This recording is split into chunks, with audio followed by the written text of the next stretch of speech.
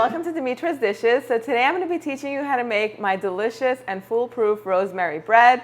I made it all winter long and shared it with you on my Instagram stories. I literally made it probably 2 times a week. It's so easy to make. It comes out perfect every time. It's crispy on the outside and crusty and toasted, and then on the inside it's very moist, and you're just gonna not want to stop eating it. Anyway, the ingredients are also very simple. Let's go over them so that way we can get started. So for the dry ingredients, we need some all-purpose flour and some bread flour with a little bit of salt. You always need salt in bread.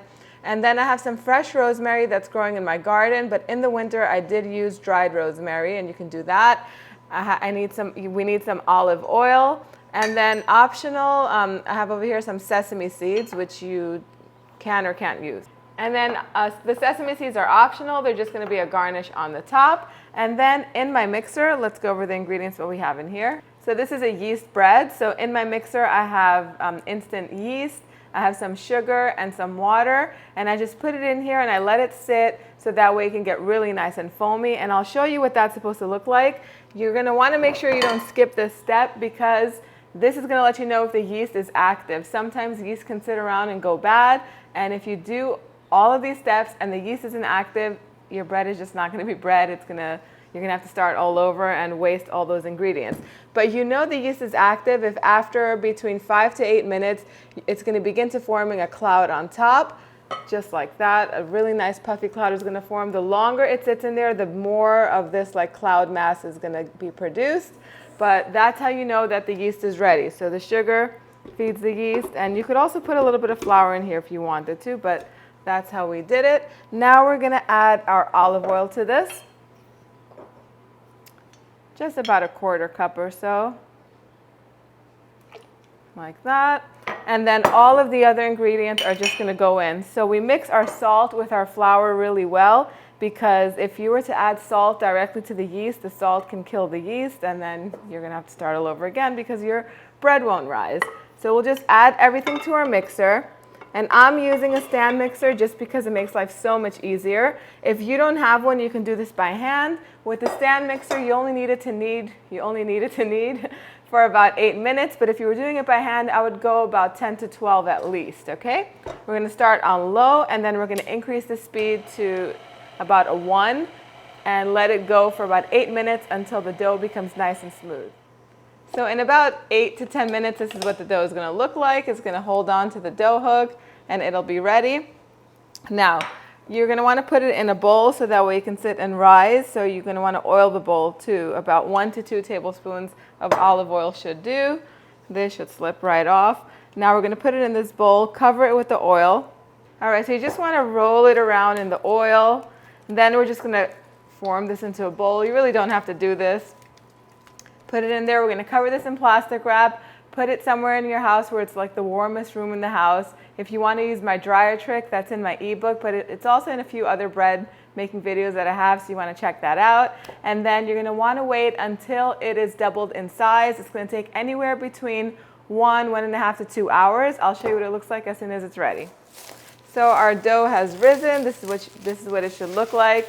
It should be really nice and fluffy. At this point, you just want to punch it down and get rid of the air. And now we're just going to chop up our rosemary that's going to go in there. I'm using 1 sprig. Now I'm using rosemary because I just love the freshness of it and the flavor. You can do oregano in this. You can also add, I think rosemary and feta are a really nice combination. So if you wanted to, you can make it more rich by adding some nice crumbled feta in here. Probably about a cup would do, but you know how much feta you like. You could add as much as you want. Roasted garlic would also be lovely in this, but I'm going to keep it really simple, and I'm going to chop up this fresh rosemary. At the end of the summer, I usually have a bunch of rosemary left over, and I really like to just dry it up and keep it to add it to soups and stews and bread, and dried rosemary works just as good as the fresh rosemary in this, if that's all you have. You just want to roughly chop it, and then we're going to put it in here and just fold everything all together. Just take it and fold it so that way that rosemary can be distributed and throughout the whole bread. And then form it into a ball, just like that. Get whatever rosemary is left from the cutting board. Form it into a ball. Get a baking tray lined with parchment paper.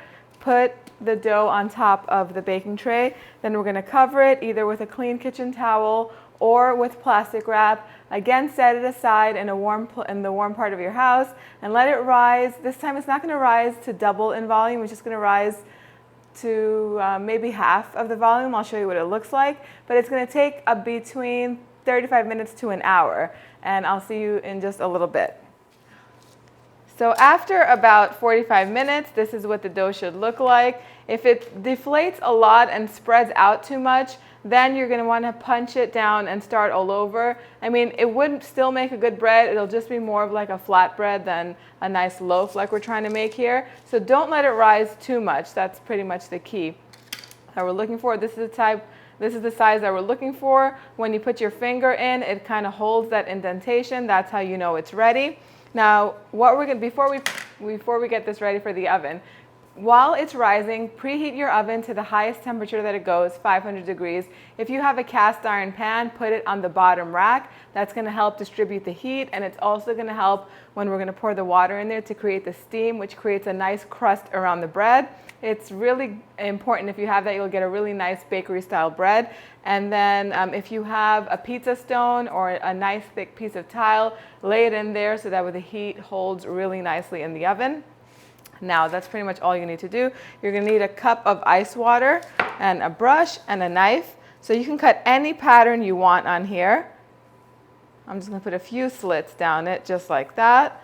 It's going to help it bake, and it's also going to give it a really nice pattern to it. And then we're going to brush this with water.